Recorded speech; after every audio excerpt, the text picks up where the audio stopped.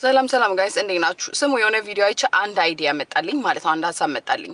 ሀገራችን ላይ እንደምታውቁት የሴቶች ጥቃት ስቲል እስካሁን ድረስ በ2026 ወይም በ2018 ድረስ የሴቶች ጥቃት ይፈጸማል። ሴቶች ይደበደባሉ፣ እርጉዝ ሴቶች ይደበደባሉ፣ ይደፈራሉ፣ ሚስቶች ይደበደባሉ፣ እናቶች ይደበደባሉ፣ ይቀጠቀጣሉ። በወንዶች ብዙ ጊዜ ጥቃት ይደርስባቸዋል። አሁንም ድረስ በሰለጠነው ዓለም ላይ ያለን እየኖርን ማለት ነውና አንድ ሀሳብ መጣልኝ። ይሄን ለሚያደርጉ ወንዶች ይሄንን የሴቶችን ጥቃት፣ የእናቶችን ጥቃት፣ የሴቶችን መደፈር ያው መንግስት ብዙ ጊዜ በሲሪየስ አይዘው ማለት ፍትህ ለመስጠት ብዙ ቤተሰብ ስቃይ ውስጥ ይገባል ምናምንና እኔ አንድ ሀሳብ መጣልኝ። ያው መንግስት ፍትህም ቢሰጥ ፍትሁ የተጠበቀ አይደለም። ብዙ ጊዜ እንደምታዩት እንዳየነው በሚዲያም በምንም ማለት ነውና አንድ ሀሳብ መጣልኝ።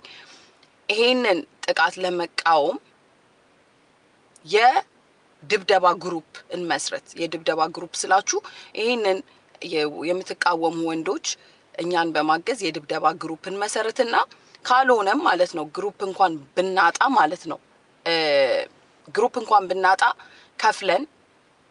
እየከፈልን ማለት ነው በወርድ በደሞዝ እነዚህ ሰዎች ሴቶችን ሲደበድቡ ሴቶቹ ያሉበትን አድራሻ ይሰጡናል። ስልክ ለምሳሌ እኔ ባዮ ላይ ለምሳሌ ይቀመጣል፣ የቲክቶክ ስልኬ ላይ ባዮ ላይ ይቀመጣል። እኔ ጋር ይደውላሉ። ከዛ ለግሩፑ ይደወላል። እንደዚህ አይነት ሰው እንደዚህ ሴት ደብድቧል፣ እርጉዝ ሴት ደብድቧል፣ እንደዚህ ህጻን ልጅ ደፍሯል፣ ትልቅ ሰው ደፍሯል ይባላል። ያለበት ቦታ ትሄዳላችሁ። 10ም 20ም ሆናችሁ እንዳይሞት እንዳይሽር ትቀጠቅጡታላችሁ፣ እግሩ እስከሚሰበር ድረስ፣ ጉልበቱ እስከሚሰበር።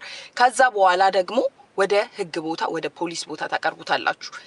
ከዛ ደግሞ እኛ ፖሊስም ህግም ማለት ነው ዳኝነትም በፍትሃዊ መልኩ እንዲራመድ እናረጋለን። እና ምን ይመስላችኋል ይሄ ሀሳብ ጋይስ? ምን ይመስላችኋል? እስቲ ኮሜንት ላይ ያላችሁን ሀሳብ አስተያየት ላኩልና ደብዳቤዎች